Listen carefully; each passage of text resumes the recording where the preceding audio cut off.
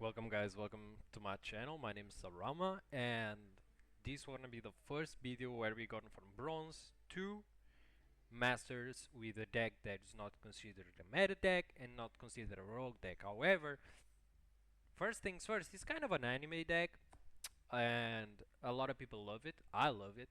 And I think like Master Duel is not really like um, a difficult the Master Duel ladder is not particularly difficult from going to bronze to masters when you have you already saw my deck because it's the name here, but we are playing RPs. Now I want to show you the deck list and I want to tell you a little bit about my matches through bronze. We lost one match, completely my fault, the deck did fine. Now this is the deck, right? This is the deck I built. Now I built this with the free gems that they give you, so it's not completed yet but will be soon. I want to talk about a little bit about the deck and what the deck can do and everything. So first things first, let's go off the engine. The engine we are playing is RPs, so I'm playing two channelers. You can play three if you want, it's cool. Channeler is good. One Harpie. Harpies, it is good. It's not the best card in the world, but it is good. RP Oracle is an extremely good extender, and the RP Perfumer, which alongside AP Channeler is kind of a one-card combo if you want to go to Cyber Slash RP, or in my occasion, sometimes I go Baguska, Lightning Shidori, um, SP Little Knight, or even Crooked Cook. Yeah, Crooked Cook. I know, people will hate it, it's Crooked Cook. But sometimes that crooked cook can give you a little bit of time, right? A little bit of time so you can get your hands on, for example, RP's Featherstorm. Now we will go there just a minute. Let's craft a crooked cook. I think I have some SR dust. I don't want to decraft these. Yeah, we have some SR dust. Let's craft this crooked cook. And basically, for the rest of the day engine, right? You are playing the two the two elegant egotists to extend, and of course two hysteric sign, which is really good. And if your opponent pops this card, or even you can add up to three RP cards with different names from your deck to your hand. Now the thing is, alongside this, we already have RP's Hunting Ground, which is really good against back. Uh, oh my God! Like the words are failing me, but it's really good against back row decks. Back row decks, like you can just use this and pop a lot of or force a lot of back row and a lot of interruption. You have of course RP's Feather Duster because generic good back row removal, and RP Featherstorm as our own kind of floodgate. But I mean, we are playing RPs and we need all help we can get, so we're gonna play RP's Featherstorm. For the other engine that it's really good on this deck is the Cash Tier. Cash Tier Unicorn besides is a wind monster, so it gets boosted by the RP Lady 1, and I'm going through the RP Lady after. The Cash Tier Unicorn is really good. You can control a lot the game with Birth and Unicorn, and that's really good. Also, Apex Avian. This has a really good synergy with the Kashtira because when you summon, for example, you can summon Kashtira Unicorn, search Birth, use Birth, and then normal summon with the effect of Birth. You can normal summon Apex Avian, which is really good. Another form of generic interruption, like so it's really good. You also have the Cash Tier field spell, so you want to see the Cash Tier Unicorn as often as possible. You play the Pot of Prosperity for consistency. You play two Triple Tactic Talents if they interact with you, you can get that, that extra two cards or reap a monster. It's really good. Triple Tactic Talents for me is the most underrated card in the game. I think it's the best broken card in the game though. Why RP Lady 1?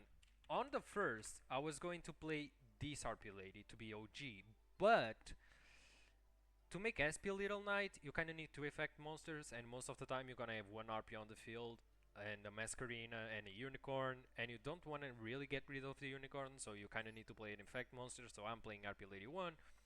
Cyber Slash RP is another one you can use. 2 and 3 is also good, but the boost attack is kind of... It's not really relevant, but it's okay. As for interruptions, one more card on the RP's Feather Rest. Basically, this card you can draw two cards by draw one card, sorry, by shuffling from your graveyard uh, three RP monsters. Now, if you have a level 5, you can draw up to two cards. So this card is pretty good. It's kind of a consistent card, and you're not gonna always search or use her, but it's really good. For the interruptions on your opponent's turn, you have Valor, Ash, and you have Imperm. The call by, of course, saving for your own turn, because this deck suffers a lot with interruptions. Maxi is hard, Ash is hard, any kind of interruption is hard, because this deck, like I said, is not a meta deck or even a rogue deck, so it suffers a lot. But it's okay. It can handle himself. I think we can go to Mesa 1 with this deck. If not, we're gonna make changes along the way, and we're gonna, especially on the extra deck. And let's go for the extra deck. For the extra deck, I'm playing one Cyber Slash. I'm thinking about playing two because this card comes up a lot, and then I need to link for SP Little Knight, and then if I don't have the Harpie's Feather Rest, she will be lost in the grave. I can't make another one. Lightning Shidori is really good, including I used one of my games on bronze to get rid of the last back row and just swing in, make a Zeus, so it's really good. The Harpie's Pet Phantasmal, I mean, is not a bad card, okay? The thing about this card is your opponent can target any RP monsters with effects or for attacks, so it's kind of good, but you only gonna make, like, if you already establish a board where you have a lot of RPs, like sort of a slash RP and plus one more RP, right? It's not like the best in this deck. Crooked Cook, as you saw, I just grabbed just now. It's like a really good, like, if you need to stall the game, it's kind of good. It's really good. Baguska, another kind of floodgate, you can tell. And it's really good also to stall games until you find your engine, if you need that. Zeus, because you play a lot of level 4s and you can swing in and just make a Zeus feel more protected. That's also really good. Typhon comes up a lot, to be honest. I think every deck right now summons more than 2 times from the extra deck, so you can Typhon. Monster that with 3000 attack or more cannot activate effects, and you can also detach a card from this card and shuffle a card from your opponent into the deck, which is also pretty good. Harpie Conductor, I don't use this card. I use it more because it's a Harpie card and, well, it's there. Masquerina is really good. Basically, you wanna, like, your end field probably would consist, you will see on the replays, on Unicorn, Masquerina, and the Harpie, and you will use Masquerina to go into SP Little Knight, our last spot, to banish a card from your opponent and then have the SP effect. Now, to go for game, which I don't have dust, so you can see I can't make it, you want to make access code, right? You want to make access code. You can use Underworld Goddess as well, which is also pretty good on this deck. You can make it fairly easy, and you can deal with a lot of things, so it's really good. I like Underworld Goddess a lot. You can play the second slash Harpie, which is also really good.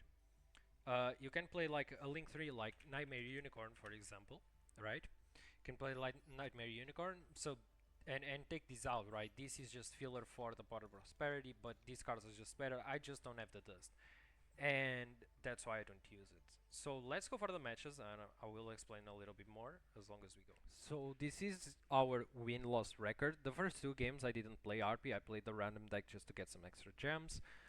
These games, although I play RP, I lost here, and he was playing a really poor version. I can show you that. I will show you when you go there. Okay, let's go for the first game, and I'm gonna go fast because the games in bronze are not really exciting. And to be fair, I mean, it's not. I'm sorry, it's not that the decks are not. The decks are not really good, and most of the decks are bots, which is bad. So right here we go second, and we have Valor Ash as interruption. I think here he was playing Synchron, so I Ash this, and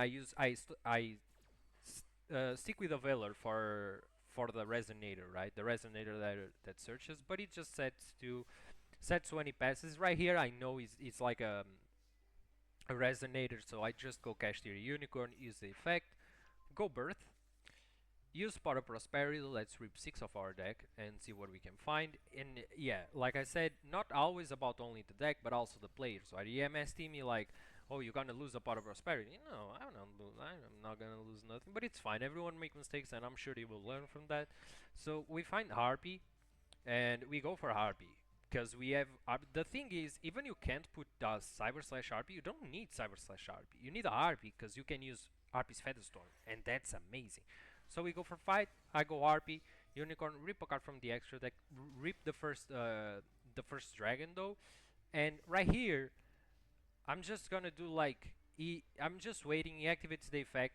I reveal RP Featherstorm. Actually, I use it from my hand because, in case you don't know, there's a really cool interaction where if you control a RP lady, you can activate RP's Featherstorm from your hand, and he scoops. He can't use effects. He can't do nothing, so he scoops. That's the first game. Let's go on to the second one. Just one thing, guys, and since we are here, let's talk, and I'm gonna put the game.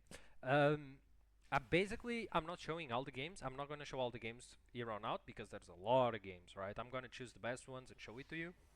But bronze is just 5 games, and god damn it, it's bad. And I'm gonna show you why I lost, right? Right here, we have the combo. We have Cash, Tira, Unicorn, then we can normal summon Mist Valley Epic Savian. Epic Savian is easier. So we search first, and right here I stop a little bit to think, but then I was I go Perfumer. Let's go Perfumer. So we Elegant Tegotis, Perfumer, IP Masquerina. Now Birth will bring the Unicorn back, and it's a pretty good end board. Not bad. I mean, for RPs though, not bad. You know, you're not. So right here, he uses Maxi, he uses Call By, and right here I go for IP Masquerina. For SP Little Knight, sorry, I banish his Cyber Dragon, and with the effect of Unicorn, I rip. So this was important, right?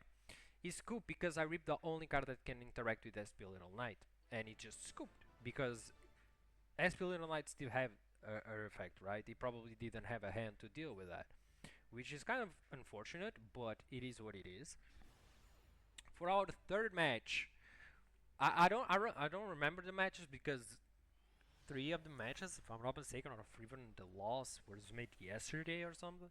But yeah, he won the coin toss. Select to go first. I have Imperm. I have Valor. I'm feeling fine, right?